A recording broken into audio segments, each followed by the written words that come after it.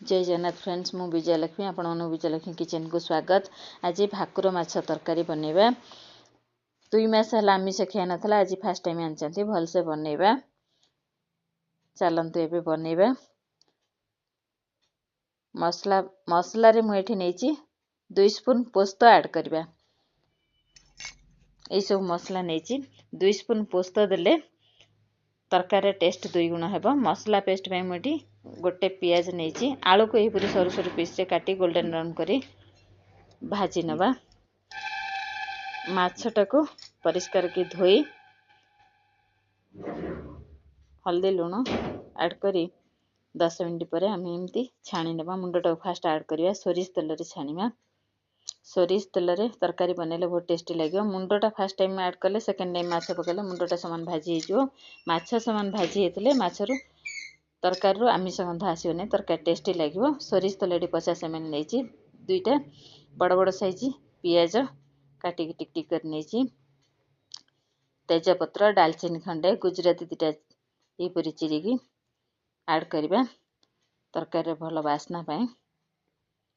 मसला पेस्ट में 50 ग्राम अदा नेची, 2 स्पून पोस्त, 1 स्पून जीरा, 1 स्पून धनिया, मीडियम साइज रसुण 3टा, पियाज 1, टमाटो 3टा बड़ बड़ साइज नेची मसला पेस्ट रे।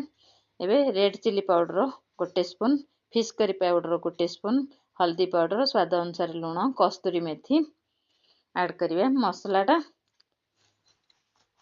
कसी हबा पई मसला रो तेल छाड़ले खाली हेबो नै, मसला जेतोले बढ़िया बासना आसीबो जानि परफेक्ट कसी हिच मसला। एबे आलूटा गोटे 5 मिनिट मसला रे कसी नबा। भाजी रखिथिबा आलू 10 मिनिट पानी फुटला परे एबे छाणी रखिथिबा माछ ऐड करबा।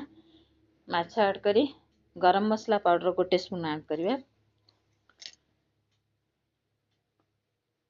एबे प्रस्तुत हो गला हमर भाकुर माछ तरकारी। 5 मिनिट परे तरकारी हमें ओल्हाई दबा।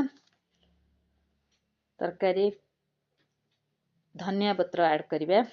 ओल्हाई सरला परे देखंतु प्रस्तुत हो गला हमर भाकुर माछ तरकारी। देखिए को जे परी यम्मी, पार्टी को सेही परी टेस्टी। घरे थरे बनांतु ए प्रोसेस रे। भल लागिले लाइक फॉलो सब्सक्राइब करंतु। आज पई रहउची। जय जगन्नाथ।